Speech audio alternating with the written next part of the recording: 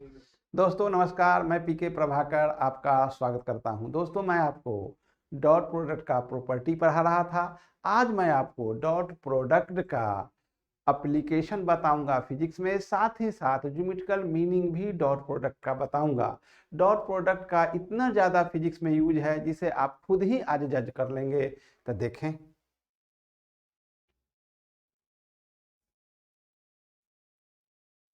Lecture 21।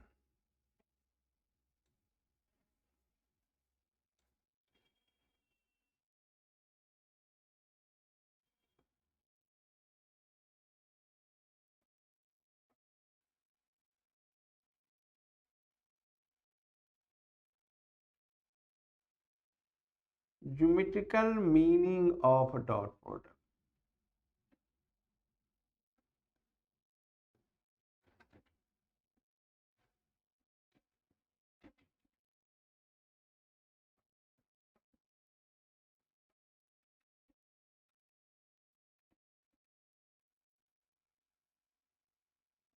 Dot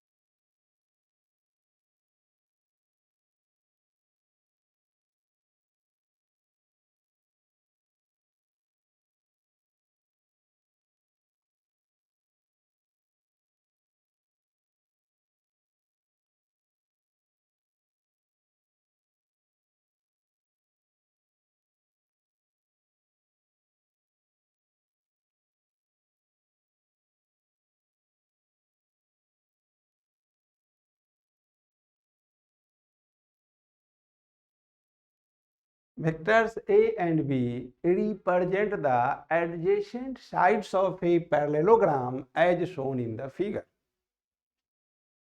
Vector A and vector B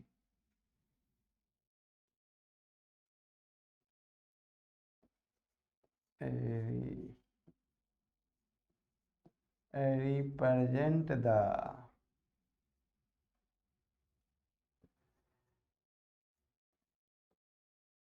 adjacent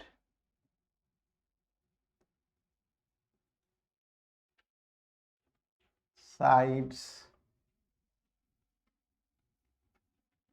of a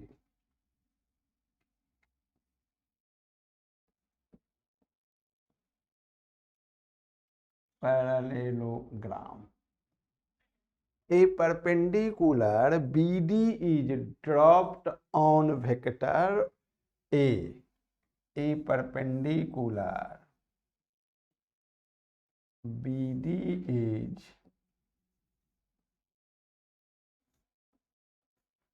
dropped on vector A. Now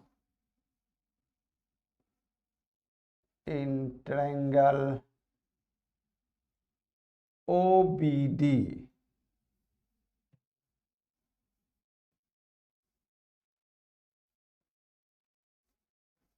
cos theta equal to OD by magnitude of B, which implies that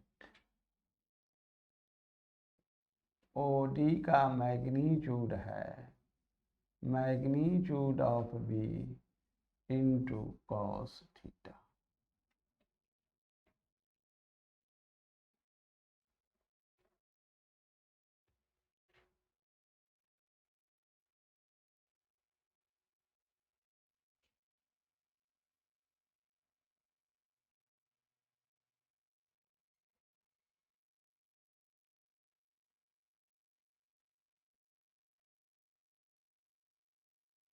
OD is known as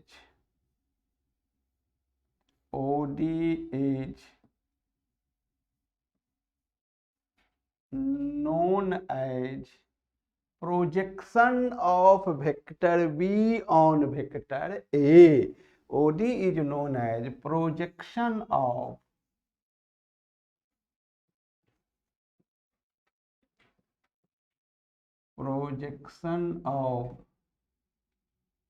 vector B on vector A। तो देखो बंधु, इस OD को हम vector B का projection कहते हैं और यह OD जो है ये है B cos थीटा। तो we observe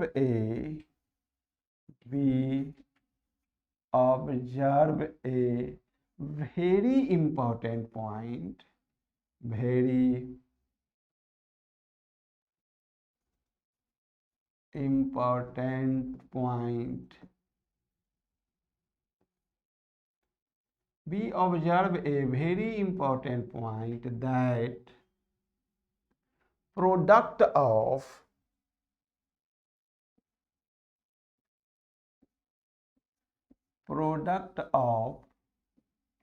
projection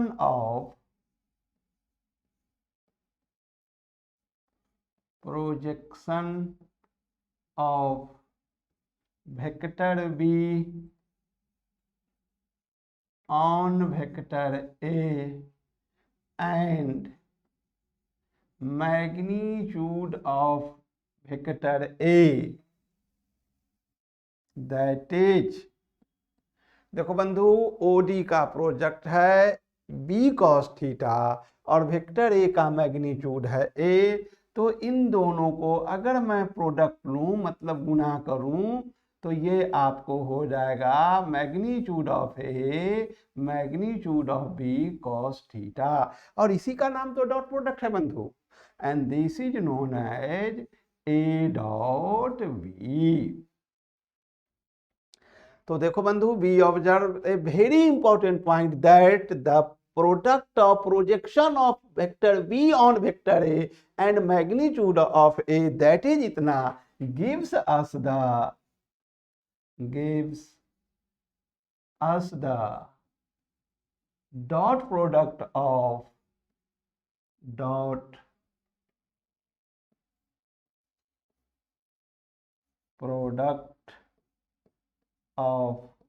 vector A and vector B. तो बंधु, ये आपको 9 प्रॉपर्टी के तौर पर आप ले सकते हैं। अब मैं आपको 10वां बता रहा हूं, from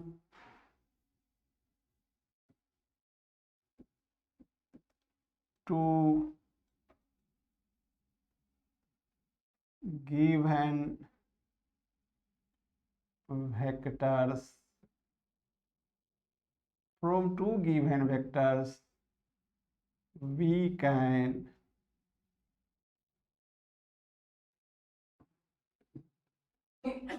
construct an infinite number of scalar quantity, an infinite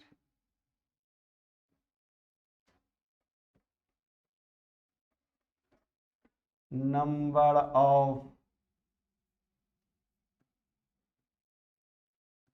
scalar quantity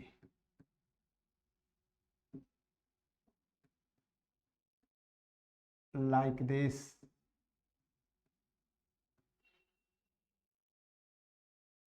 देखो बंधु, magnitude of vector A to the power L, magnitude of vector B to the power M and cos theta to the power N. तो इस given vector से L M N का different different value रख के मैं एक infinite number of scalar quantity construct कर सकता हूं। From this we can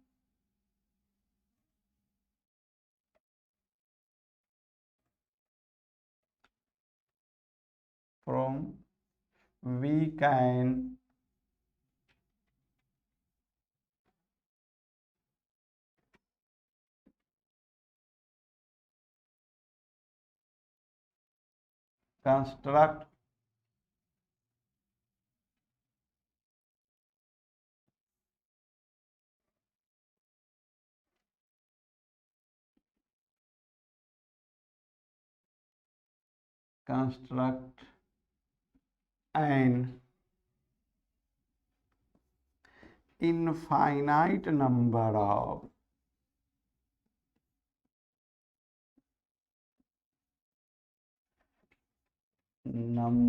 of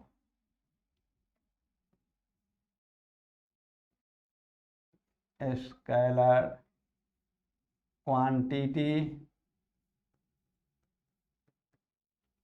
by given the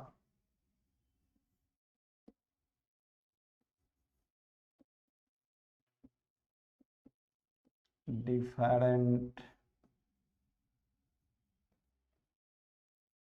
values of L, M and N। तो इस प्रकार किसी दिए हुए वेक्टर से डॉट प्रोडक्ट जो है ए बी कॉस थीटा, हम लोग infinite number of scalar quantity construct कर सकते हैं। सिंपली एल एम और एन का डिफरेंट डिफरेंट वैल्यू देके, जैसे 1 2 3 देके हम लोग infinite number of scalar quantity बना सकते हैं।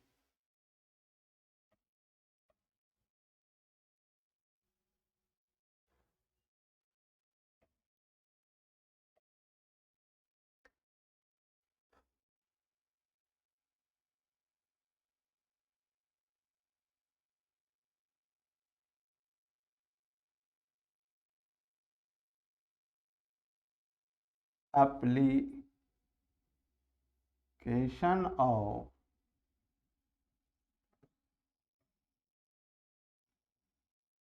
dot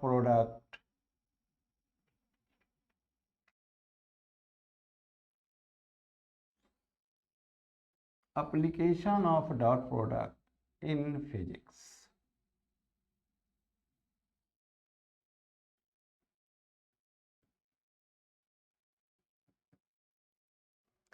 देखो बंधु, सबसे पहले हम इसका एप्लीकेशन लेते हैं वर्क डन में। यहाँ ध्यान से देखेंगे,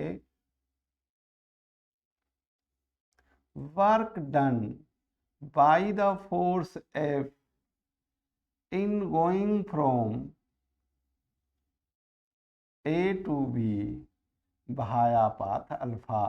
तो देखो बंधु, सबसे पहले इस सिंबल को समझो। इस सिंबल में है, ब्रैकेट के अंदर दिया गया है force. The work done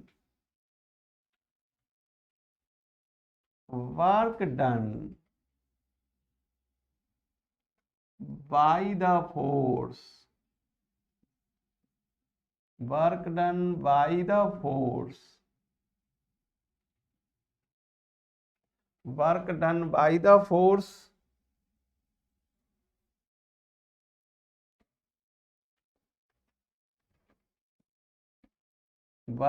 by the force F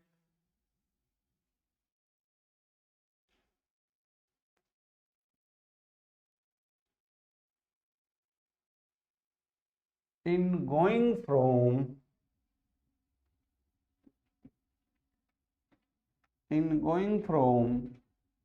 A to B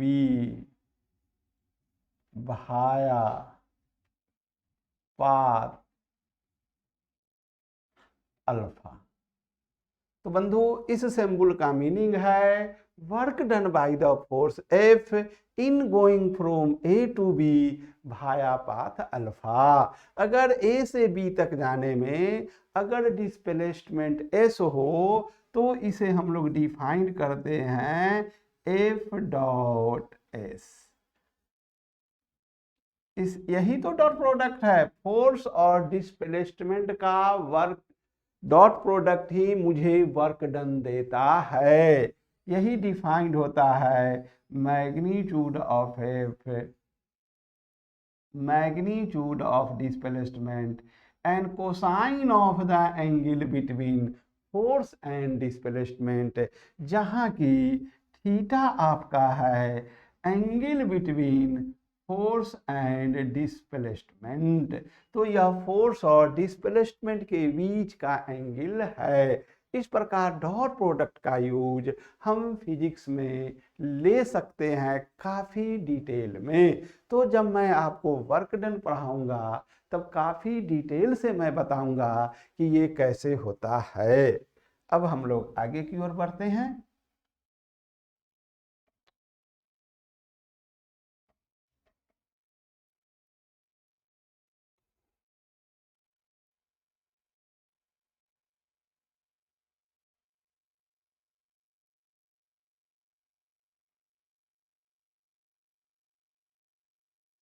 मैंने आपको बताया सबसे पहले कि वेक्टर ए डॉट बी बराबर होता है magnitude of A, magnitude of B, और होता है कोसाइन ऑफ द एंगल। साथ साथ मैंने आपको ये भी बताया था दूसरा प्रॉपर्टी में कि ए डॉट बी होता है ए एक्स बी एक्स प्लस ए वाई बी वाई प्लस ए जेड बी जेड। ये मैं आपको ऑलरेडी बता चुका हूँ। अब मैं आपको कुछ कंडीशन बता रहा हूँ। 11 में लिखेंगे find the condition of, find the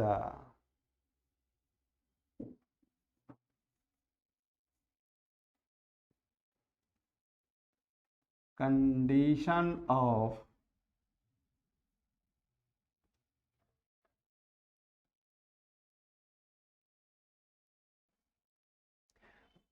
perpendicularity, find the condition of perpendicularity and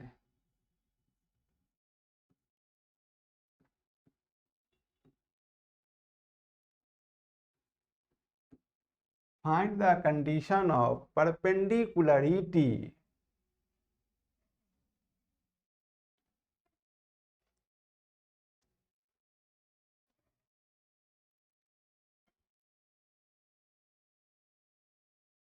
perpendicularity and parallelism of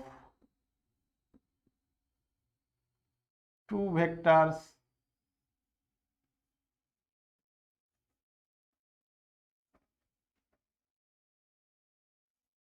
A and vector B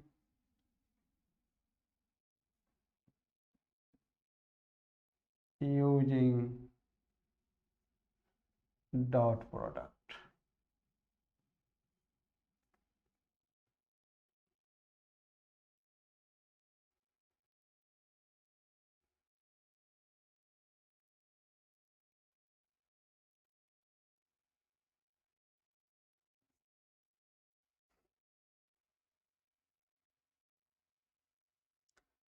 We know that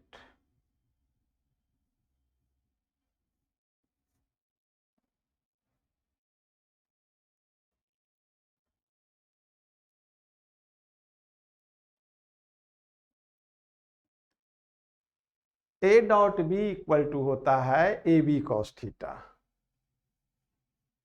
A dot B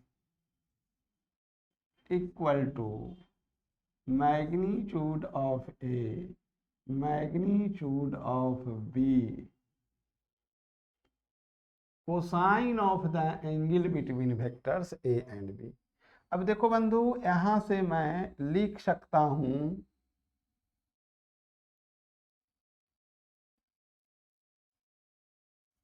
cos theta equal to A dot B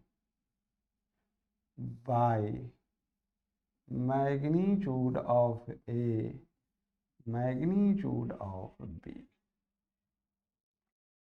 इसे मैं लिखूंगा A x B X plus A Y B Y plus A Z B Z divided by magnitude of A multiplied by magnitude of B.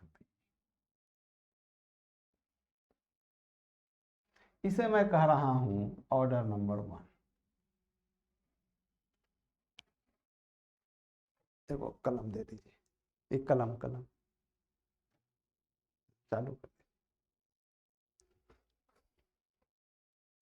देखो बंधु, दो vector अगर mutually perpendicular हो, मान लो कि ये दो कलम, ये एक ब्लैक वाला कलम जो है वेक्टर ए है, ये रेड वाला जो कलम है ये वेक्टर बी है। अब देखो इन दोनों वेक्टर के बीच अगर 90 डिग्री का एंगल है, यानी म्यूचुअली परपेंडिकुलर है, यानी ए और बी के बीच 90 डिग्री का एंगल होगा, तो हम कहेंगे कि vector A perpendicular to vector B if theta equal to 90 degree.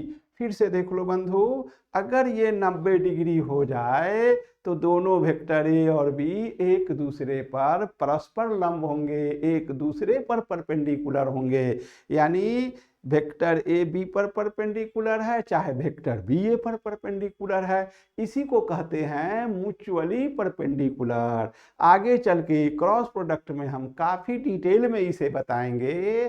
तो यह दो वेक्टर एक दूसरे पर परपेंडिकुलर है।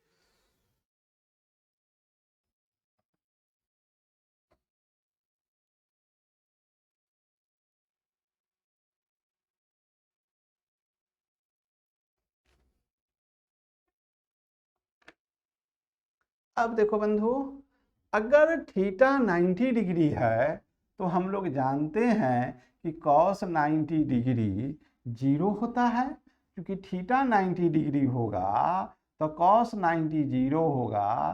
तो ये हो जाएगा ए x B X plus A Y B Y plus A Z B Z divided by magnitude of vector A multiplied by magnitude of vector B imply that A x B X plus A Y B Y plus A Z B Z equal to 0। तो देखो बंधु, this is the required condition for perpendicularity. This is the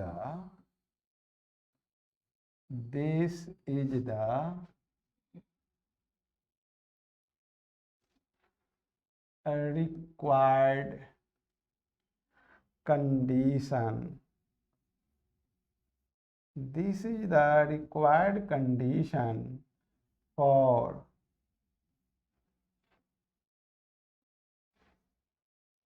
perpendicularity. यही दो vector के बीच perpendicular होने का condition है। Medical में, खास के नीट में छोटा छोटा प्रॉब्लम पूछता है। जैसे बंधु देखो, अगर दे देता है vector A equal to 3i plus 4j, 3i plus 4j, और वेक्टर बी दे देगा -4i प्लस 3j, और कहेगा कि यह वेक्टर ए और बी एक दूसरे पर परपेंडिकुलर हैं, एक दूसरे के पैरेलल हैं, या दोनों के बीच 60 डिग्री का एंगल है, या नन ऑफ देम। इस तरह का ऑब्जेक्टिव क्वेश्चन देगा। तो करना कुछ नहीं है, अभी मैं आपको ये बता रहा हूं कि एक शुरू से बताया हूं आपको कि आई का जो कोफिशिएंट होता है वही एक्स कंपोनेंट ऑफ वेक्टर ए देता है। तो ये हो गया है 3, ये y कंपोनेंट j का जो कोफिशिएंट है वही देता है y कंपोनेंट, तो ये हो जाएगा 4। ठीक उसी प्रकार i का जो कोफिशिएंट है -4 वह वेक्टर b का x कंपोनेंट देगा, ये हो गया -4। और ठीक j का जो कोफिशिएंट है वही वेक्टर b का y कंपोनेंट है, ये हो गया 3। अब हम जानते हैं कि ax bx plus ay by plus az bz का हम वैल्यू निकालना चाहते हैं। यहाँ पर आप देखिए नहीं कुछ है तो az 0 ले सकते हैं, हम bz भी 0 लेंगे। अब हम इसमें वैल्यू बैठाएंगे ax जोड़ bx, तो ये हो जाएगा -12, ay by ये हो जाएगा +12, az bz 0 हो जाएगा, जो कि 0 हो गया। तो देखो बंधु ax bx plus ay by plus az bz अगर 0 हो तो दोनों वेक्टर परस्पर लंब हैं। यहाँ पर ये 0 आ गया है, अतः हम कह सकते हैं कि वेक्टर ए जो है परपेंडिकुलर है वेक्टर बी पर। तो बहुत सिंपल सा क्वेश्चन 4 नंबर का पूछा था नीट में, कुछ नहीं करना है, बस ax bx plus ay by plus az bz बराबर 0 है कि नहीं यही निकालना था। अब देखिए आगे,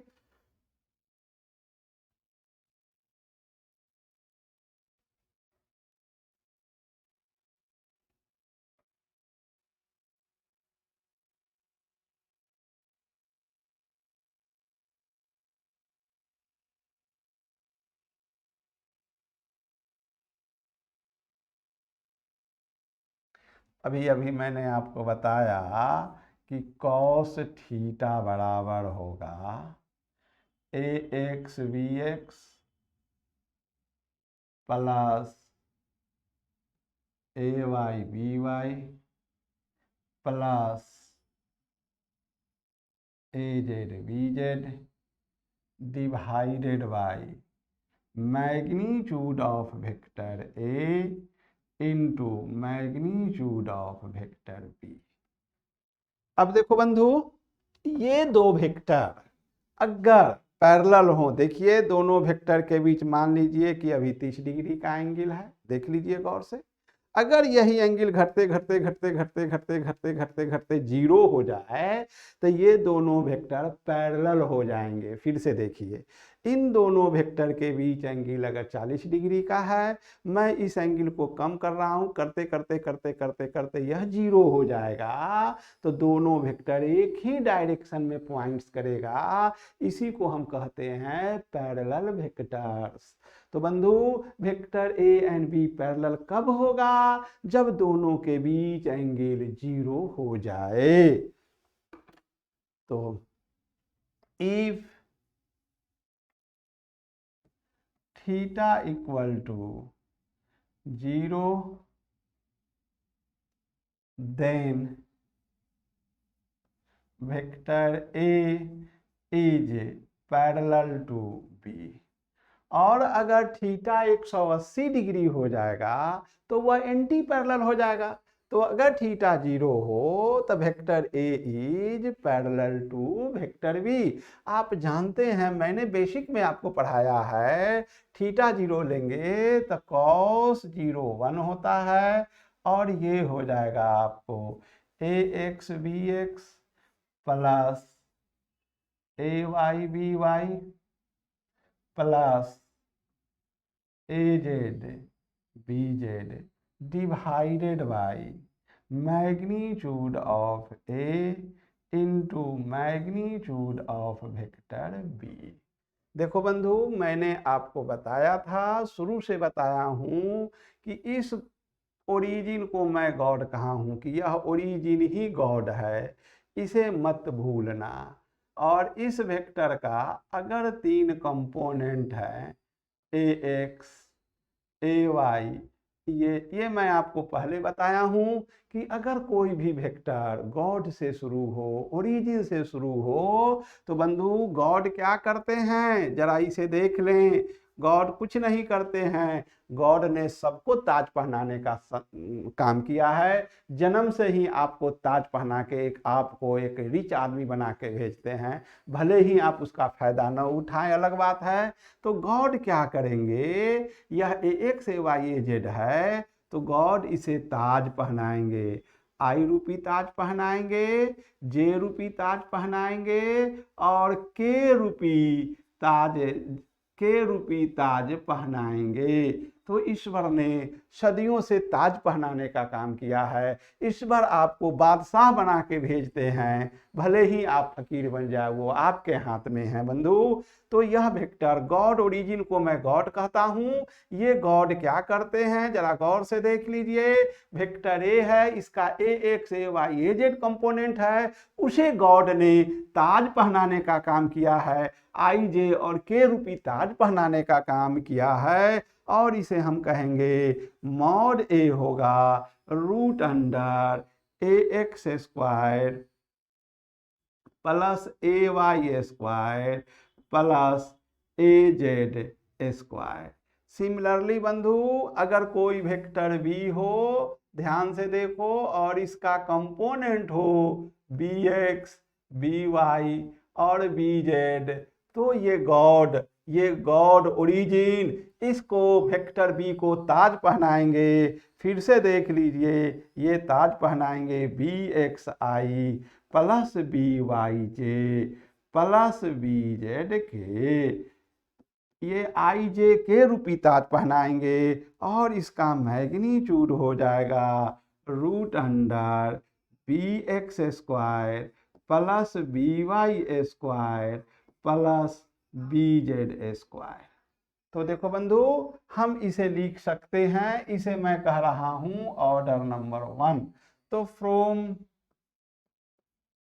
from equation 1 we have, equation 1 से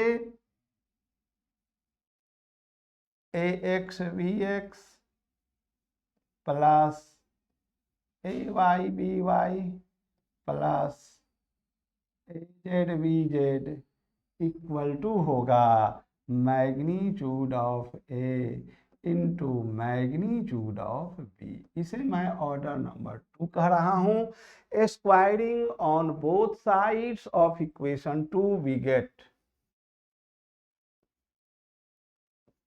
squaring on both sides of equation 2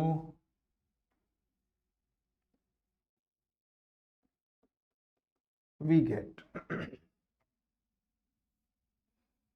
ax bx plus ay by plus A Z B Z का होल स्क्वायर होगा।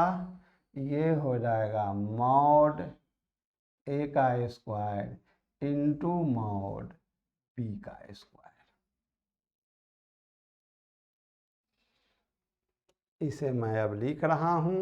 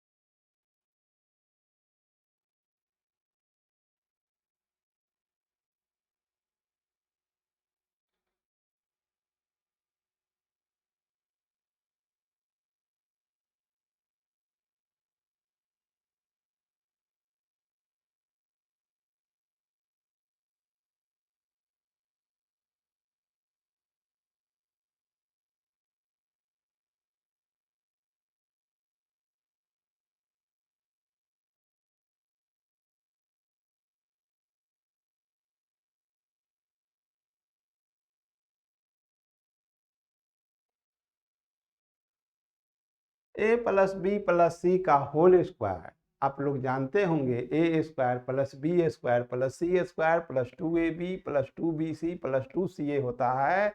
तो मैं इसे लिख रहा हूं ए x square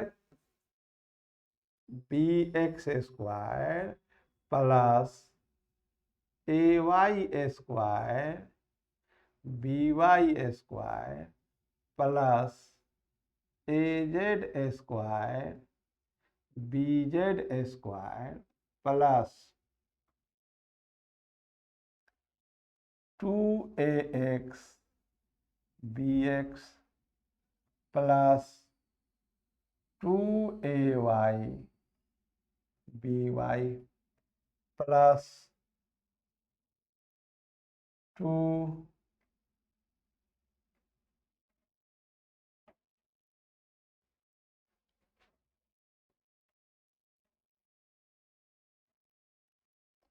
2ab 2ax bx ay by plus 2bc 2ay by az bz plus twice ac twice ax bx az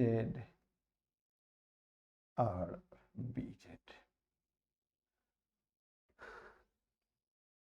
ए का magnitude हमने बताया था root under A x square plus A Y square plus A Z square. तो ये हो जाएगा आपका A x square plus A Y square plus A Z square into B x square plus B Y square plus B Z square.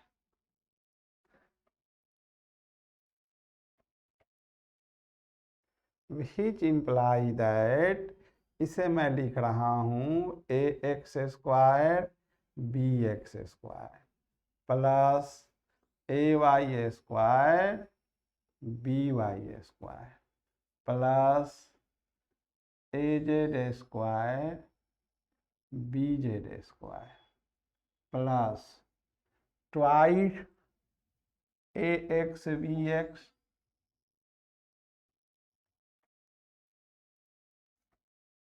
A Y B Y plus twice A Y B Y A Z B Z plus twice A x B x A Z B z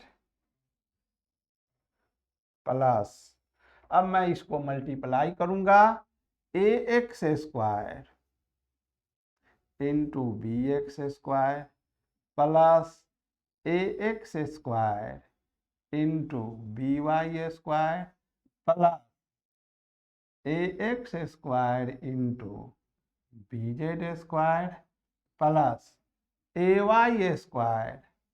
अब A Y से तीनों में गुना करूंगा B x square plus ए Y square into B Y square plus ए Y square into B Z square plus, अब मैं A Z से तीनों में गुना करूंगा A Z square B x square plus A Z square B Y square plus A Z square B Z square. अब देखो बंधु ए एक्स स्क्वायर और यहां पर ये इक्वल टू है, तो यहां से ए x square B x square ये कैंसिल हो जाएंगे, ए वाई स्क्वायर और बी वाई स्क्वायर, देखो यहां से a Y square B Y square cancel हो जाएंगे, a Z square B Z square यहाँ से कैंसिल हो जाएंगे। अब मुझे बचा उसे मैं लिख रहा हूं, इसे ध्यान से देख लें। A x square B Y square, मैंने इसको लिखा है, प्लस ए वाई स्क्वायर और बी एक्स स्क्वायर प्लस ए Y square B x square, और मैं इसे लिख रहा हूं ट्वाइस ए एक्स बी एक्स ए Y B y minus twice ए एक्स बी एक्स ए वाई इंटू बी वाई। अब मैं लिख रहा हूं ए एक्स और बी जेड को, तो a x square B Z square plus A Z square a Z square B x square, मैं इसको लिख लिया हूं, माइनस अब मैं इसको लिख रहा हूं ट्वाइस ए एक्स बी एक्स ए जेड बी जेड।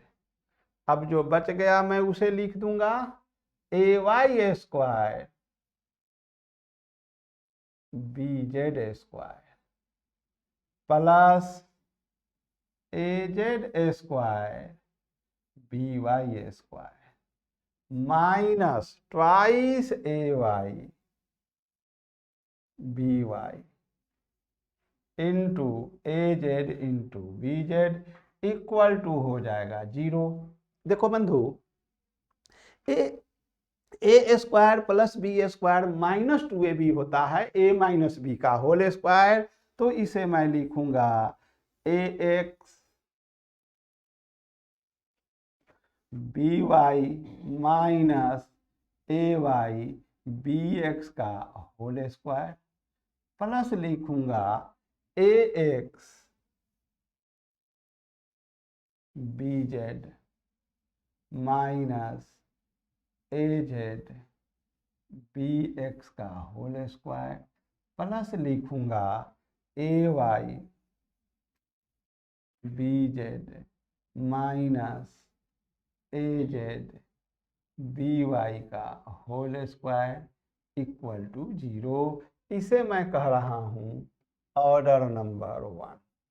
अब आप देखें कि होल स्क्वायर है, क्या किसी होल स्क्वायर का जो जोड़ होगा, जैसे ये होल स्क्वायर है प्लस ये होल स्क्वायर है प्लस इसका होल स्क्वायर है, और यह 0 तभी होगा जबकि ये तीनों टर्म अलग अलग 0 हो। क्योंकि निगेटिव का भी स्क्वायर पॉजिटिव होता है, तो हम कह सकते हैं equation 1 is true, equation 1 is true only when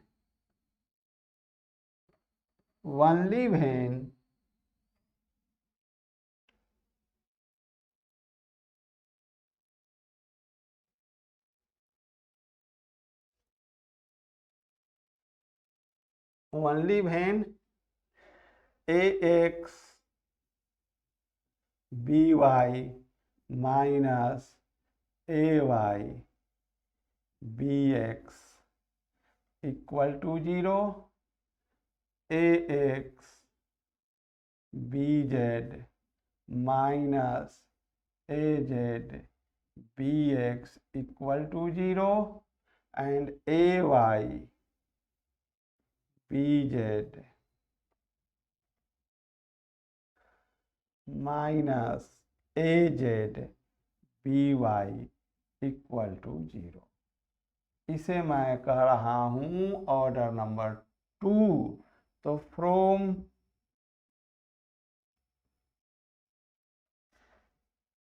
equation 2 we have, अब देखो बंधु, ये हो जाएगा ए x b y equal to हो जाएगा ए वाई बी एक्स।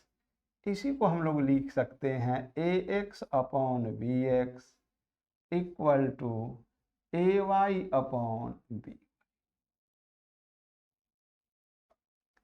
इसे हम कह रहे हैं order number 1। Similarly a x b z, a x b Z equal to होगा a Z b x, equal to हो जाएगा ए जेड बी एक्स, यानी a x upon b x equal to a z upon b z. इसे मैं कह रहा हूं order number 2। Similarly A Y b Z equal to हो जाएगा a Z b y, which implies that a Y upon a z equal to b y upon b z. इसे मैं कह रहा हूं order number.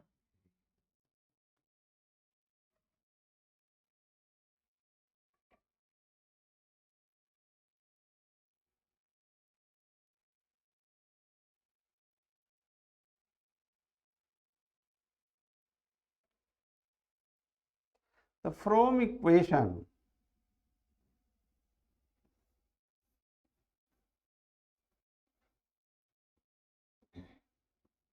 from equation 1, 2 and 3 we get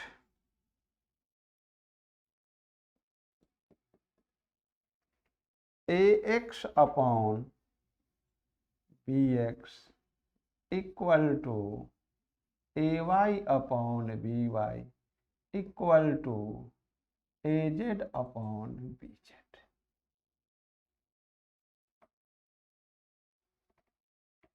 This is the required condition. This is the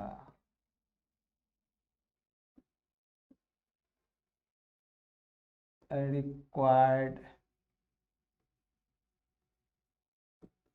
condition of parallelism.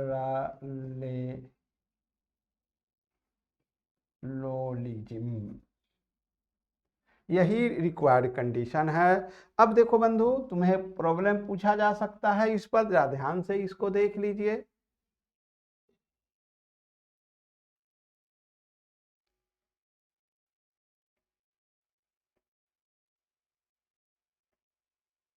मान लो बंधु कि आपको इस प्रकार का क्वेश्चन जेई मेंस में भी दिया है, नीट में भी दिया है। वेक्टर ए है 3i plus 4j plus 5k, और वेक्टर बी दिया गया है 6i plus 8j plus 10k, और पूछता है कि बताइए ये दोनों वेक्टर एक दूसरे पर लंब हैं या पैरेलल हैं या क्या कंडीशन है। तो ध्यान से देख लीजिएगा बंधु, ए एक्स अपॉन हम बी एक्स निकालेंगे तो ये होगा 3/6 equal to 1/2। A Y upon B Y निकालेंगे तो ये होगा 4/8 इक्वल टू होगा 1/2, और ए जेड बाई बी जेड निकालेंगे तो ये हो जाएगा 5/10 इक्वल टू हो जाएगा 1/2। तो हम ये ऑब्जर्व करते हैं कि a x upon b x equal to a Y upon B y equal to a z upon b z, तो ये दोनों वेक्टर जो है वह पैरेलल के कंडीशन को सेटिस्फाई कर रहा है, अतः यह दोनों वेक्टर पैरेलल है। तो बंधु, इसी के बाद मैं आपको डॉट प्रोडक्ट में एक क्लास और लूँगा जिसमें मैं आपको बताऊंगा कॉशी इनइक्वालिटी। तो आपको यदि मेरा वीडियो पसंद कर रहा है तो इसे लाइक और सब्सक्राइब जरूर करें, क्योंकि आपका लाइक और सब्सक्राइब ही है कि मुझे मोटिवेट करता है ज़्यादा से ज़्यादा वीडियो बनाने का, और जितना अच्छा से अच्छा ढंग से वीडियो बना पाऊँ इसके लिए आपका सहयोग चाहिए, आपका लाइक चाहिए, आपका सब्सक्राइब चाहिए। Thank you very much.